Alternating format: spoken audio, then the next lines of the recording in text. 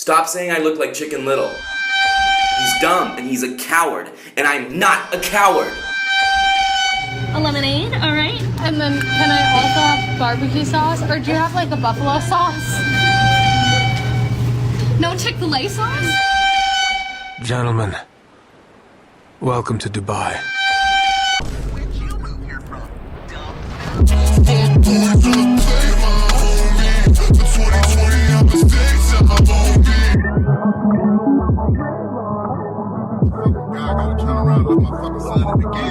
Yeah, okay, I see how it is. Last video we talked about some metafictional garbage. Ew, disgusting, pretentious. Now we're back to the real cinema, Chicken Little. Shout out to the official Chicken Little movie account for bothering me on Twitter until I reviewed this thing. They're also working on an entire Chicken Little reanimated project, which is really dope, honestly. You should check it out. With that being said, though, I didn't think that Chicken Little had such an insane rabbit hole. I used to watch this movie quite a bit as a kid and then never saw it again. You see, during the years when I wasn't watching Chicken Little, you know, the dark ages, I assumed it was a mediocre first attempt at CGI by mainland Disney, and not a whole lot else until I looked up information about 15 minutes ago. For example, apparently this movie is neoliberal propaganda. I don't know the meaning of the word. And it's considered one of Disney's cruelest movies ever made. Didn't they make a movie with slaves in it? Also, apparently, it originally had a female lead character, but it was changed to a male one because lady movies don't sell. This is a totally logical thing to say, by the way. The film was also meant to be about a summer camp, but then David Staten came in and told the director to make it about fucking aliens. In fact, to directly quote the director of Chicken Little, it took us about 2.5 years to pretty much get back to where we started. But in the course of that, the story got stronger, more emotional, and amazing too. Now, of course, all this is PR speak for... The film ended up spending a whole 4 years in development, which thankfully isn't as bad as GTA 6. Still, the production is very insane for this movie, and people tend to be, you know, very strong about this movie, apparently. So join me as I answer the question, is Chicken Little really neoliberal propaganda? Oh lordy, I hope no one pulls up my voting records. You see, last year I did a thing called voting for Harambe. Yeah, you see, now you know why. Chicken Little review. So our film opens with the Shrek opening cliche. Or at least that's what I call it. I don't know what the name is for it. Where some guy goes, oh, once upon a time. Nah, psych, guess what? That's actually a cliche opening. We're too cool for that. Once upon a time. How many times have you heard that to begin a story? Let's do something else. Should we though? Since when were we taking your advice? What the fuck is you talking about? I got it. Here we go. Here's how to open a movie. Well, there goes my ad revenue. I gotta love the random pop culture reference thrown in there. This is the effect Shrek had on society. Oh, I don't think so. It sounds familiar, doesn't it to you? Says the guy who's just doing the Shrek bits. Oh, no, not the book. How many have seen opening the book before? Oh, come on. Now, this is just Shrek as well. Don't lecture me on originality when you're not original at all, movie. Ironically, this whole bit is just an incredibly lazy way of starting your movie. For one thing, again, it's been done before, which is, again, really funny. The movie's complaining about cliches, but is also cliched itself already. Ironic. But also, it just makes no sense in the context of the rest of the movie. Like, Chicken Little is not really a self-aware, fourth wall breaky movie. And it's also narratively simple and kinda generic, so this opening doesn't really do anything at all. Anyways, cut to the actual movie, where Chicken Little is causing a mass panic. This causes massive amounts of slapstick hysteria, as the town goes absolutely brazy, to the point where it even interrupts someone's Indiana Jones screening. Which, to be fair, if it were the new one, I would probably like to die.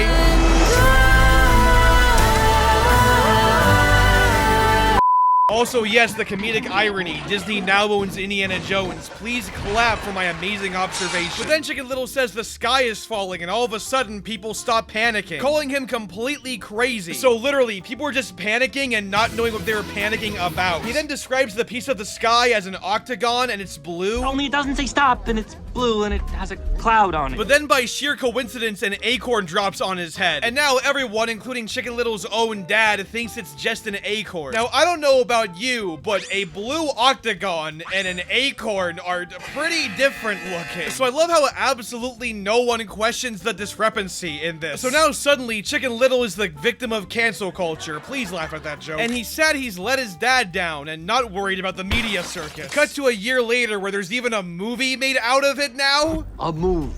A movie. You know what, Chicken Little's dad? I'm in disbelief too. My question is, how did they make a movie out of this? Is the plot like 2 seconds long? Also, what are the implications of making a movie that makes fun of some random kid's life? What did Kojima mean by that? When will everybody forget your big mistake? It's those liberals, son! So Chicken Little's dad wants him to lay low for the time being. He's then dropped up at the bus stop, where he's kicked off the bus and killed. While trying to catch up, though, he loses his pants, which is important, and uses orange soda as a jetpack, which is also important. He then makes pants out of notebook paper, but then gets shoved in his own locker, causing him to miss class. We're then introduced to some side characters like Runt of the Litter, a porcupine that says yo, a fish out of water who is the comedic relief and nothing else. I kind of feel bad for him. He has to live in Sandy's tree dome perpetually. Although I do enjoy the Bioshock drip going on here. And Abby Mallard, the ugly duckling.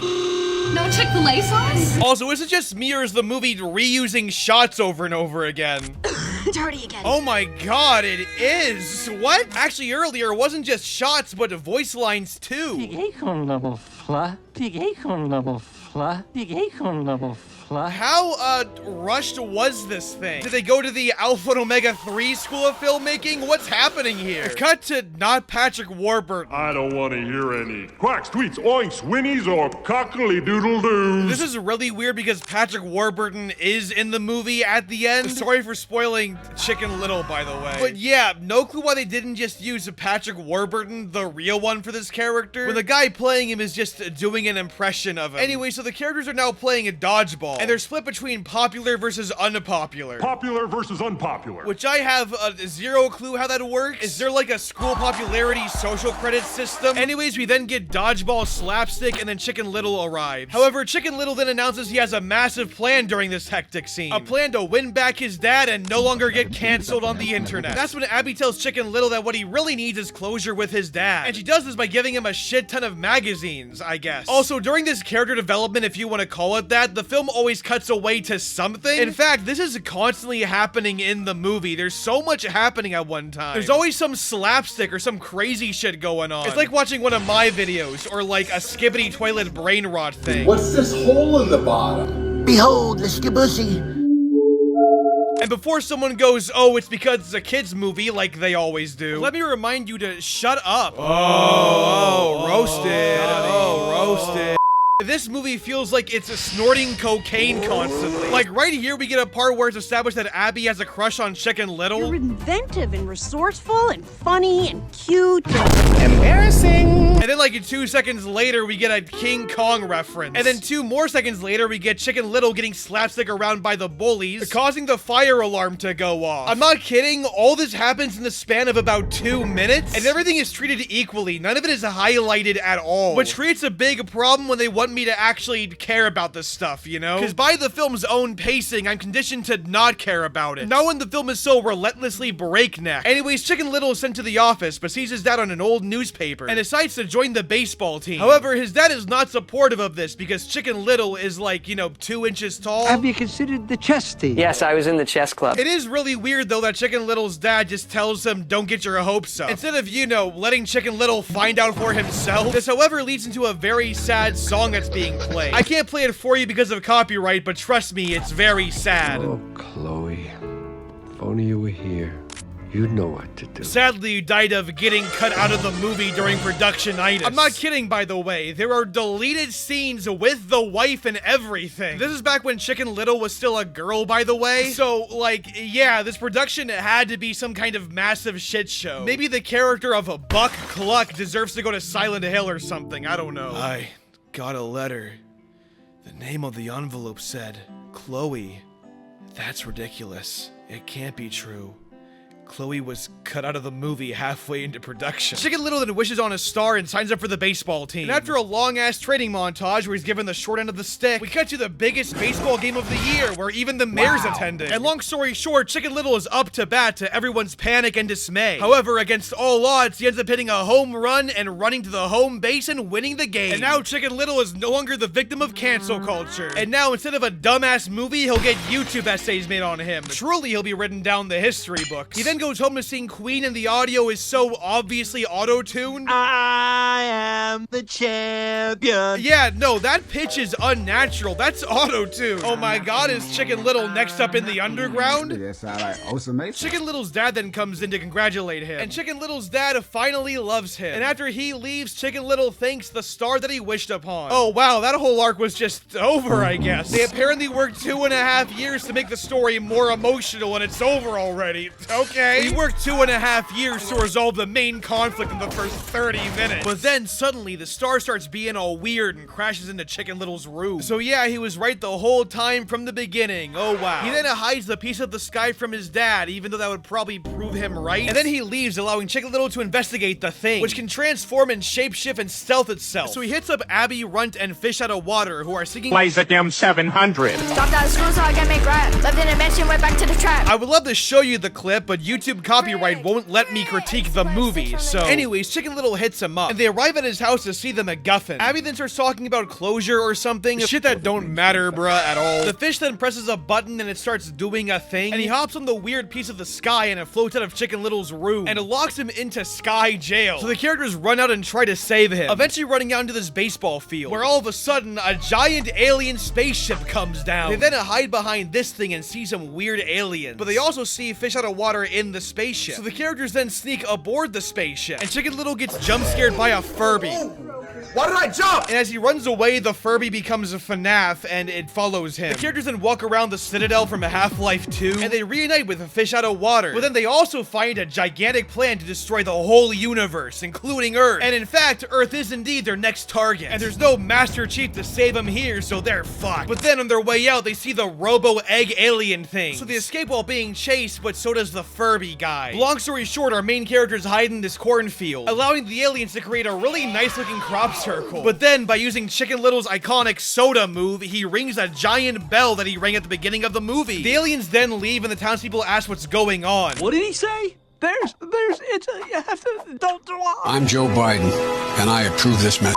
But then, of course, nobody actually believes him again. Although now there are multiple eyewitness reports. Why can't you keep that child of yours under control? Oh, you mean all 4 of the eyewitnesses who report aliens? Is there nobody that goes, maybe this guy's telling the truth? Oh, but no. We gotta focus on the family drama. No, please, Dad, you have to believe me. Sorry, son, I don't believe you, despite there being multiple eyewitnesses. What do they mean the story got stronger and more emotional? This is stupid. This is a weird angle to take too, because there is something here. You could have expanded on the original Chicken Little story and talked about like paranoia and stuff. You could have really explored the frustration of Chicken Little actually being right, and how someone like the mayor or the king is actually like a complete dumbass, or maybe even just they know that Chicken Little is right but are withholding information for some reason. You see, a lot of that is interesting, but the more personal family drama stuff does not work here, because it's so disconnected from a concept of aliens destroying the world that's just way too big. And not saying you can't have family drama in a story like that, but they don't even try to connect it here. It feels like a reason to have a third act misunderstanding trope. So anyways, Chicken Little is now depressed and is now stalked by a Furby alien. Cut to the next day where his friends throw a magazine at him. If there was ever time to talk to your dad. Oh, come on, no. Again, you can't do this, movie. You can't just introduce world-ending aliens and go, but Chicken Little still needs to close with his dad. There are clearly way bigger issues right now, dude. Just think about it. Think about what? The world's going to end. I think my mind's a little preoccupied right now. Sorry. But then, Chicken Little and his friends encounter the weird orange Furby guy. And the scariest part, the footage is reused again. Like, I swear, I'm not crazy, right? This is the same shot. But thankfully, Fish can speak a Furby language. And apparently, this guy's name is Kirby. And they gotta bring him back to his alien family because he's lost. But conveniently, the sky starts breaking apart and aliens start invading. Judging the townspeople, though, they're probably still asking for a source on this one. It makes me wonder, you know, how would 9/11 go down in this universe? Dad, they hit the second tower, Dad! I don't know, I'm gonna need a source on this one, yeah. Dad, it's on your TV, you can see it! And the aliens are now attacking, but big problem, the aliens' parents are in the mothership. So Kirby then runs off and Chicken Little chases him, but then he catches his dad. And his dad's all like, damn, Chicken Little, you were right, but we gotta get moving. But Chicken Little's all like, but dad, it's just a rescue mission for a little guy. And his dad does not believe him, even though, like, the aliens are invading now, so why wouldn't you believe your son? But then Chicken Little's all like, never mind, you wouldn't believe me. This is the drama of the movie. Meanwhile, the aliens kill people. Well, goddamn. Following this, all the characters meet in this movie theater area. And Chicken Little's all like, you're never there for me, Dad. This is good. Keep going, keep going. Well, actually, it's not very good. It's actually incredibly rushed and sloppy. Because the dad's response is, yeah, I'm sorry. I'm gonna need a lot of work after this one. Work that you'll never see because that's the end of his arc. Maybe adding space aliens was, you know, a bad idea. What do you mean the story got stronger? You gave up halfway through. Anyways, Chicken Little shows his dad the alien. And now the characters are ready to head out and save the world. Except there's one more thing. One more Columbo. One more thing. So you know how Abby has a crush on Chicken Little? You know, the thing that was established once in the entire movie? Well, out of nowhere, it's now established that Chicken Little likes Abby back. Now, mind you, in the hour or so that this was established to now, nothing else was built around this. So Chicken Little randomly making out with Abby feels completely unearned and out of nowhere. The two of them have barely any actual chemistry. This is just romance for the sake of it.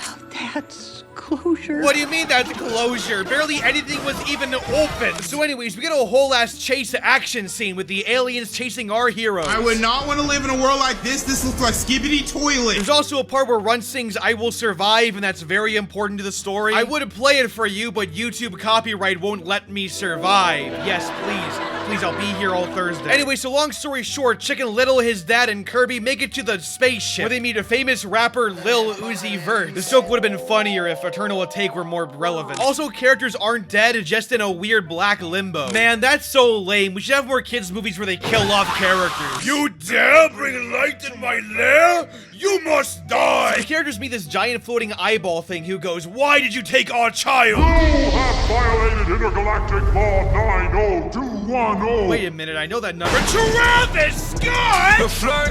Then they give the kid back, but the dad's still mad, but the mom and kid are all like, honey, you're being mean. Don't worry, they're telling the truth, dog. So then turns out they're actually nice aliens who aren't destroying the world, but rather just looking for acorns. Also, the bully is now really hyper feminine and Runt loves her. You know, if I had a copy of Chicken Little on Blu-ray for every rushed romance in this movie, I would have 2 copies of Chicken Little on Blu-ray. And Patrick Warburton is here, probably just as confused as I am. Okay, everything's been put back to normal. Now, if you excuse me, my paycheck's right over there. Whoops. Darling, look at the time. We better get a move on. Oh no, Disney controls space too? Is nothing sacred? I like to imagine that space in the Chicken Little universe is just the outer world. All Spacer's Choice weapons are now 30% less likely to malfunction.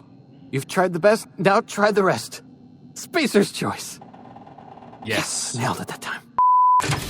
Ah, there goes that panel again. Oh, so the panel of the ship is what hit Chicken Little. Every year we come here, this thing falls off. Seriously, honey, someday it's gonna hit somebody on the head. But wait a minute, why did they cover the whole sky then? And why didn't the aliens communicate with anybody? There's no cultural or language barrier. They speak English and know what Mickey Mouse is. And with that, the aliens leave. I like to see the movie they make about you now. Hopefully it's not woke. I just hope they stay true to what really happened. Oh, son, these people are from Hollywood. So the answer is absolutely not then. The one thing they will never do is mess with a good story. Wow, there is a lot of irony in that statement, judging that this movie is the product of Disney messing with a good story. So we get a little gag of the movie they make of Chicken Little, which is a sci-fi action blockbuster starring the late Adam West. And you know what? This is the best part of the movie. I think it's funny. Man, I really hope they make a PS2 video game out of this one. Oh shit. Cut to our characters watching the movie in the movie theater, and Abby and Chicken Little hold hands, and then the movie ends and everyone loves Chicken Little. Congrats, dude. You got a shitty movie made out of you. And that was Chicken Little. Now, first off, was this movie neoliberal propaganda? I don't know. But what I do know is that this was very mediocre. It's kind of funny. People either love this movie or hate this movie, and I'm just kind of in the middle on it. The big thing is that this movie was rushed, very much so. If the brief reused shots weren't evidence of that, then shit like redoing the movie entirely while it was already being animated, while they had a voice for the female Chicken Little, absolutely is a showcase of how Disney meddled with the product and ruined it. Because the thing is, there is certainly stuff there. People call this movie relentlessly mean and fucking cruel. With how for a good majority of it, it's just shitting on Chicken Little, with how all the town and his own dad hate him. But honestly, I kind of like the idea of Chicken Little versus the entire world. I think there really is something you could say with that. You could explore mob mentality and how innocent victims would feel in that. You could make the mayor or the king the bad guy and turn the original nursery rhyme on its head. You could truly explore how Buck Cluck is a bad parent and how he has to actually improve for his son. But the issue though is that the town never actually changes, because the film then gets too distracted being an alien invasion movie. And as a result, is forced to wrap up these character arcs so, like, hastily. This movie really is the victim of studio meddling in the end. I really don't think this movie is as bad as its haters think it is. But they are onto something, because I'm viewing the movie from what it could be and not what it actually is. And what it is a mess. It's a 4 or a 5 out of 10 that could have been a 6. Disney would eventually learn their lesson before going back to doing the exact same fucking thing. Maybe, you know, sometimes, instead of causing writers' strikes to happen, you should instead let the writers do their fucking job. Anyways, that's my review of Chicken Little. Give this 5 likes and help review the video games or something. Fuck you in the lanes you came with. Me and you ain't on the same shit. You ain't in my lane, bitch, nah. All that shit it fit, rollie on my wrist. Ay, baby, you a star, I'm my only wish. I'm counting blue hundreds, I'm too money. Ay, and my little bitch, she too lovely. Yeah, hanging up and calling me right back. Ay, baby, why you calling me like that? Yeah, getting high with the seat, lay back. Baby, gon' relax, yeah. Hey, they don't know the half, and no matter what happened, I got your back. Baby, that's the facts, yeah. That's the facts, yeah. Yeah, we can fight, but the feeling's gone. I try to find the words, but they never come. I can still see you on the lawn. Hey, laying outside in the summer sun. Yeah, we can fight, but the feeling's gone. I try to find the words, but they never come. I can still see you on the lawn. Hey, laying outside in the summer sun. Hey, I'm with a dark-skinned girl on a Sunday. That's that Black Sabbath. She put them ones all down on a Hyundai, and she had to have it. Baby, that's the facts, yeah. That's the facts, yeah. Mommy? Yes? Elephant green screen effect.